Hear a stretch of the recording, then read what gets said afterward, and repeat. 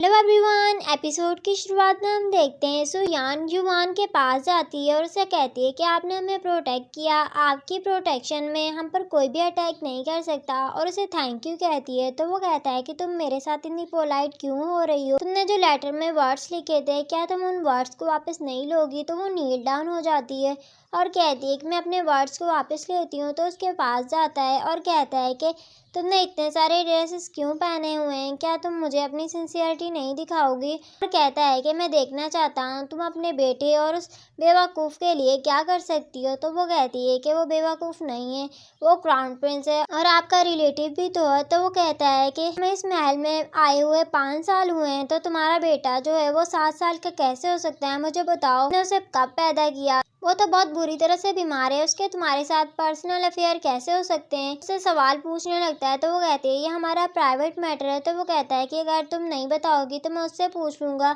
अगर वो नहीं बताएगा तो मैं उसकी ज़ुबान काट दूंगा। उसे कहता है कि अगर इसे पता चलेगा तुम एक और मैन के साथ थी, क्या फिर भी वो तुम्हारे साथ प्राइवेट अफेयर रखेगा। सुयान कहती है कि मैंने तुम्हें कहा था कि मैं कुछ भी कर सकती हूँ, मैं जान भी दे सकती हूँ। तो वो कहता है कि अगर तुम अपनी जान दे सकती हो तुम मेरे साथ फिजिकल क्लोज भी हो सकती हो, और उसे उसके कपड़े उतारने को कहता है। तो वो कहती है कि नहीं।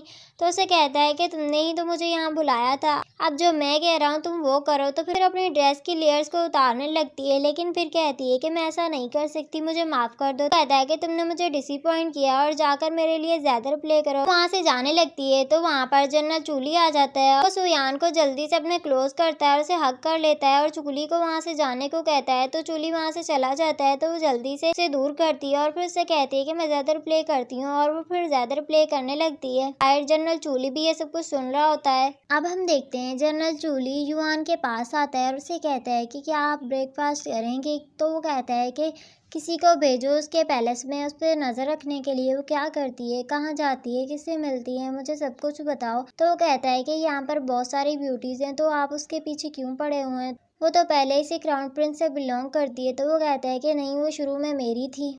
अब युवान जो है उसी मैन के पास जाता है जिसने इन पर अटैक किया था। तो वो कहता है कि तुम अपने कज़न ब्रदर को कैसे मार सकते हो, तुम्हारी रेपुटेशन इतनी अच्छी थी, तुम ऐसा क्यों कर रहे हो, कि तुम यही डिजर्व करते हो। और उसे मार देता है और बाहर आकर कहता है कि इसकी वजह से मेरे हाथ गंदे हो गए। अब हम सुयान को क्राउन प्रिंस के पास देखते हैं। प्रिंस कहता है कि उसने मुझसे कहा था कि वो तुम्हें चाहता है। तो वो जल्दी से नीचे बैठ जाती है और माफ़ी मांगती है। तो वो कहता है कि इसमें तुम्हारी कोई भी गलती नहीं है। तो वो कहती है कि मेरी गलती है, मैंने उसे लेटर लिखा था। तो वो कहता है कि तुम तो सिर्फ अपने बेटे और हमें प्रोटेक्ट करना चाहती थी। कहती है कि ये मेरी ड्यूटी थी, और फिर बताती है मेरी मदर जो थी एक कॉन्क्यूबिन थी, मेरी लाइफ इतनी इम्पोर्टेंट नहीं थी, लेकिन फिर भी सुवैन मुझे हमेशा प्रोटेक्ट करती थी, अगर वो जिंदा होती वो भी यही करती। तो वो कहता है कि यहाँ पर आई थी, फिजिशियन ने कहा था कि वो बहुत ज़्यादा वीक थी। वो सुयान से कहता है कि जब तुम इस महल में आई थी क्या तुमने अपनी सारी विशेस पर गिव अप कर दिया था। तो वो कुछ नहीं बोलती। तो वो कहता है कि कोई बात नहीं, तुम जाओ, चैंग तुम्हारा वेट कर रहा होगा। और वो जाने लगती है तो वहाँ पर एम्परर का गार्ड आता है और बताता है कि डुक ली की बेटी राओयू आई है। प्रिंस उससे कहता है कि तुम थोड़ा ध्यान रखना, वो तुम्हें हार्ड टाइम देगी। तो वो कहती है कि हाँ, और फिर वहाँ से चली जाती है। तो वो कहता है कि जाओ तुम इस पर नज़र रखो। मेडिसिन देखता है और कहता है कि मैंने इसे अभी तक यूज़ नहीं किया, मैं इसे तब यूज़ करूँगा जब सब कुछ ख़त्म हो जाएगा।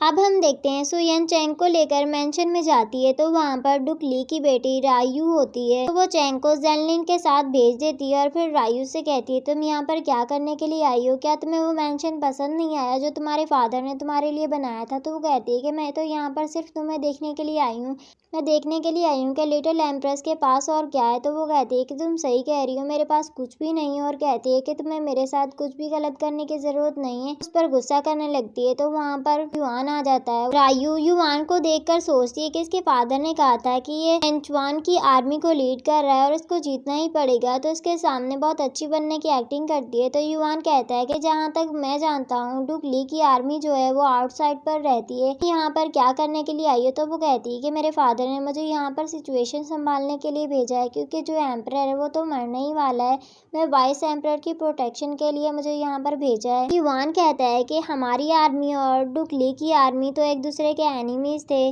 लेकिन क्या वो हमारी हेल्प करना चाहते हैं थ्रोन को पाने के लिए। तो कहती है कि हाँ मैं एम्प्रेस बनना चाहती हूँ। तो सुयान कहती है अगर तुम दोनों ने इम्पोर्टेंट बातें करनी है तो मैं यहाँ से चली जाती हूँ, और वहाँ से जाने लगती है। तो युवान को गुस्सा आता है और उसका हाथ पकड़ लेता है और कहता है कि मैं कहा था ना यहाँ पर सारी वुमेन्स जो है एक जैसी हैं, सब एम्प्रेस बनना चाहती हैं। तो यान जो है वो डर रही होती है। यू जो है युवान को कहती है कि आप एम्प्रेस को डराएं मत। तो वो कहती है कि तुम लोगों को इम्पोर्टेंट काम होगा तो मैं तुम लोगों के लिए केक लेकर आती हूँ, और वहाँ से चली जाती है। जब वो लौटती है तो युवान देख लेता है कि वो आई है, तो वो जल्दी से रायू को अपने करीब कर लेता है। तो वो कहती है कि आप क्या कर रहे हैं। कहता है क्या तुम रिग्रेट कर रही है। तो वो कहती है कि नहीं। तो सुयान उनके लिए केक लेकर आती है और कहती है कि मैं होप करती हूँ कि आप लोग इंजॉय करोगे। तो वो कहता है अगर तुम ये हमारे लिए गिफ्ट के तौर पर लेकर आई हो तो तुम नील डाउन होकर दो। फिर रायू कहती है कि एम्पर तुम्हें नील डाउन होकर देखना चाहता है। रायू कहती है यही सही गट्स होते हैं, तो नील डाउन नहीं हो रही होती। तो वो कहता है क्या तुम मुझे डिसअपॉइंट कर रही हो, और उसे बातें सुनाने लगता है। तो रायू भी उसे फोर्स कर रही होती है, तो नील डाउन हो जाती है। इसी के साथ इस एपिसोड का एंड होता है। मिलते हैं नेक्स्ट एपिसोड में।